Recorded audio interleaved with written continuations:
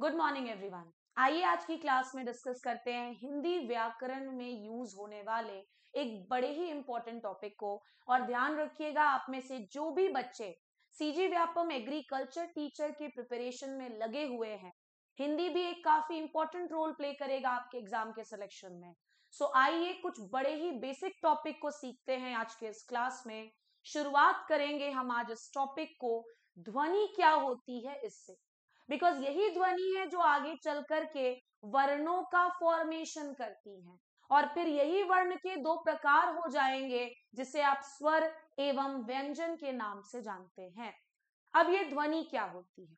जो भी आप बोलते हो, जो भी आप सुन रहे हो, सारी की सारी चीजें क्या है भाई? ध्वनि होती है।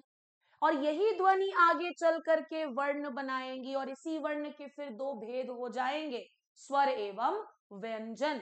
यही वर्ण आगे चल करके शब्दों का निर्माण करता है। बहुत इंपॉर्टेंट चीज बोल रही हूं, ध्यान में रखना। और यही शब्द आगे चल करके वाक्य बनाते हैं। यानी ध्वनि से बना वर्ण, वर्ण से बना शब्द, और शब्द से क्या बना भाई लोग? वाक्य बना। शब्द से क्या बना भाई लोग? वाक्य बना। ये क्रम आपको याद होना चाहिए। वर्ण से शब्द और शब्द से क्या बना? वाक्य बना। आइए आगे बढ़ते हैं नेक्स्ट टॉपिक की तरफ, जो हमारे आज के इस क्लास का मुख्य टॉपिक है, और वो है स्वर। व्यंजन में किसी दूसरे क्लास में आप सभी के साथ जरूर डिस्कस करूंगी। बहुत ही बढ़िया टॉपिक है हिंदी व्याकरण का। आइए शुरुआत करते हैं स्वर को पढ़ने से। चलिए आपको पहले बता दिया जाए कि ये स्वर होते क्या हैं। परिभाषा आप सभी के सामने है। जो वर्ण, मैंने पहले ही कहा, ध्वनि ही वर्ण बनती हैं, और इन वर्णों के दो प्रकार होते हैं, स्वर एवं व्यंजन। तो एक बार और परिभाषा पढ़ती हूं। जो वर्ण बिना किसी दूसरे वर्ण के सहायता के बोले जा सकते हैं वे स्वर कहलाते हैं। मतलब स्वर को किसी दूसरे चीज की जरूरत नहीं है, ध्यान रखना। वे वर्ण जो बिना किसी दूसरे वर्ण के सहायता के बोले जा सकते हैं वो क्या कहलाते हैं बेटा? वो स्वर कहलाते हैं। और ध्यान रखना, इन स्वरों को तुम आगे चाह करके भी खंडित नहीं कर पाओगे। इनके और छोटे खंड कर पाना संभव नहीं है। और यही तो हमारा दूसरा पॉइंट है, इन्हें और खंडों में तोड़ा नहीं जा सकता। इन्हें और खंडों में तोड़ा नहीं जा सकता, ध्यान रखना। तीसरे पॉइंट पर आते हैं, बड़ा इंपॉर्टेंट पॉइंट है।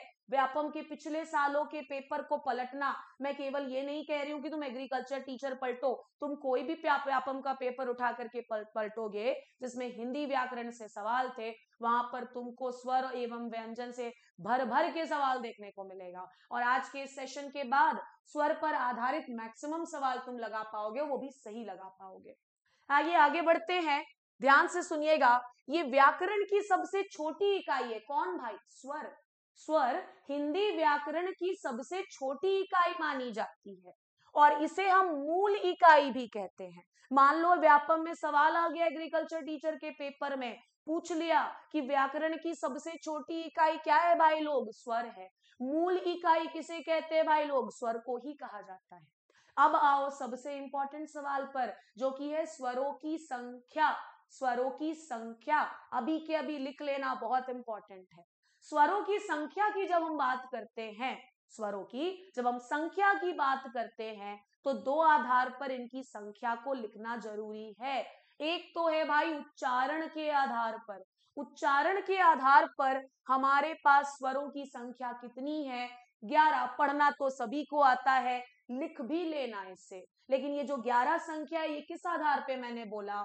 ये बोला मैंने उच्चारण के आधार पे। लेकिन अगर पेपर में ऐसे सवाल पूछे गए हैं, लेकिन अगर पेपर में पूछ दे कि लेखन के आधार पर, लेखन के आधार पर स्वरों की संख्या कितनी है, तो वो है भाई 13। उच्चारण के आधार पर 11 और लेखन के आधार पर 13। चलिए एक बार फटाफट रिवाइज करते हैं। ध्वनि क्या बनती है भाई? वर्ण बनती है। वर्ण क्या बनाता है? शब्द बनाता है। शब्द क्या बनाते हैं? वाक्य बनाते हैं। व्याकरण की मूल इकाई किसे कहा जाता है? स्वर को कहा जाता है। इस स्वर के दो अलग अलग हमने वर्गीकरण किए, संख्या के आधार पर। अगर उच्चारण के आधार पर बोलोगे तो 11, और अगर लेखन के आधार पर कहोगे तो 13। आइए आगे बढ़ते हैं। एक बार जब आपने स्वर का मीनिंग समझ लिया है तो अब हमें पढ़ना है स्वर के भेद, स्वर के विभिन्न प्रकार। जो सबसे पहला तुम प्रकार पढ़ोगे वो मात्रा एवं उच्चारण के आधार पर होगा। याद करना पड़ेगा भाई लोग कि मात्रा एवं उच्चारण में लगने वाले समय के आधार पर जो स्वरों की संख्या होती है वो कितने होती हैं? 3। या फिर आप कह सकते हो स्वर कितने प्रकार के हो जाते हैं? तो 3 प्रकार के हो जाते हैं। ये मात्रा एवं उच्चारण के आधार पर है। इनफैक्ट आपको बोलना चाहिए उच्चारण में लगने वाले समय के आधार पर। आइए पढ़ लेते हैं कि उच्चारण में लगने वाले समय के आधार पर जो हमने स्वर के 3 प्रकार कहे हैं वो कौन कौन से हैं। सबसे पहला मेरे साथ बोलोगे लघु स्वर, दूसरा है दीर्घ स्वर और तीसरा है प्लुत स्वर। लघु, दीर्घ एवं तीसरा क्या बोला मैंने? प्लुत स्वर। आइए पढ़ लेते हैं कि लघु स्वर क्या है, दीर्घ स्वर क्या है और प्लुत स्वर क्या होता है।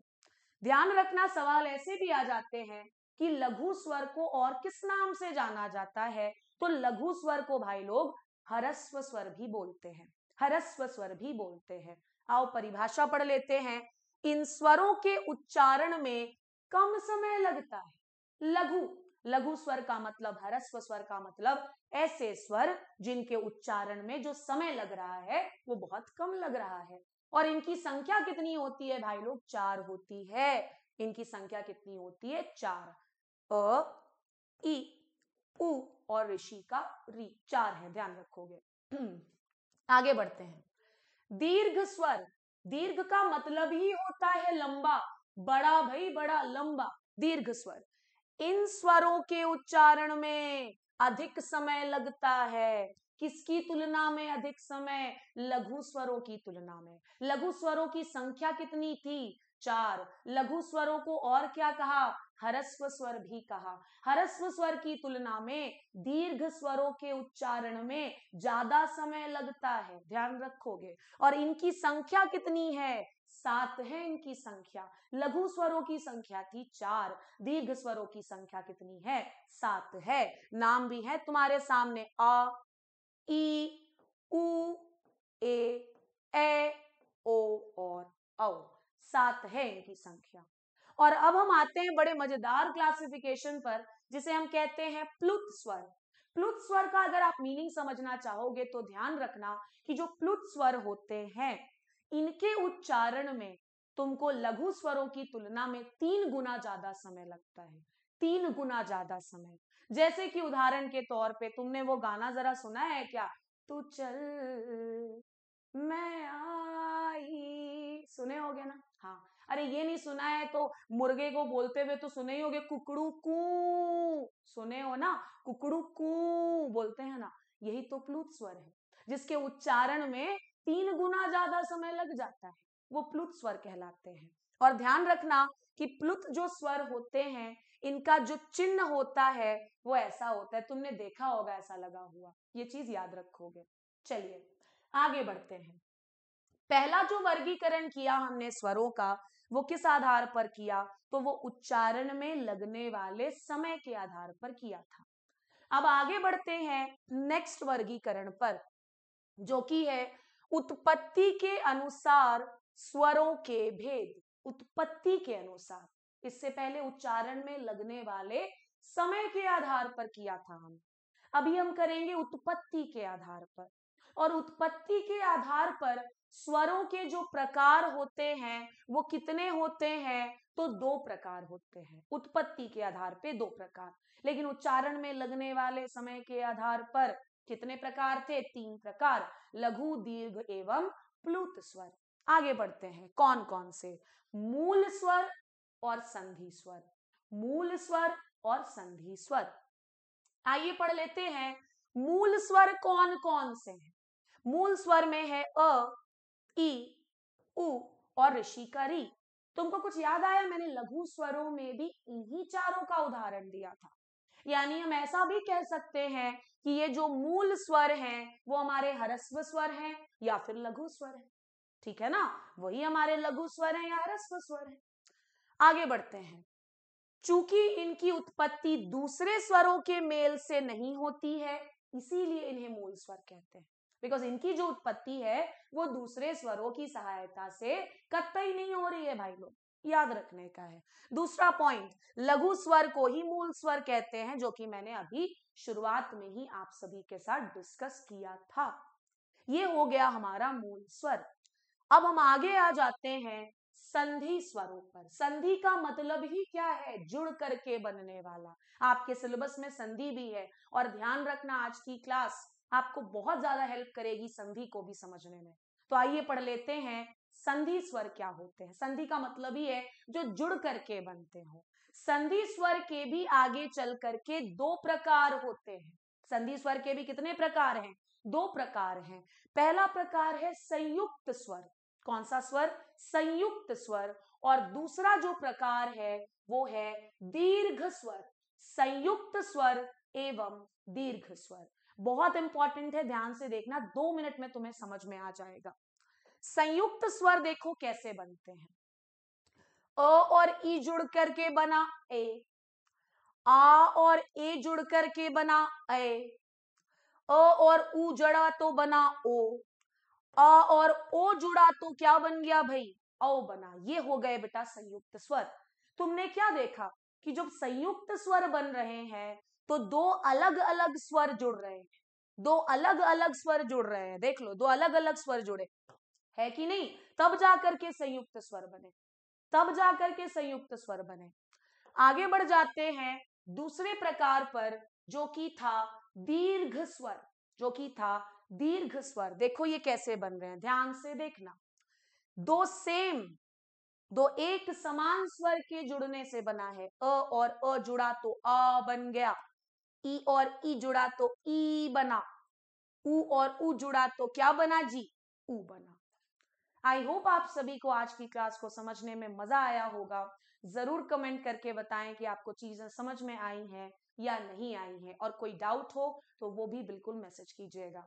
नेक्स्ट क्लास में मिलूंगी इसी तरह के एक बहुत ही बढ़िया सेशन के साथ।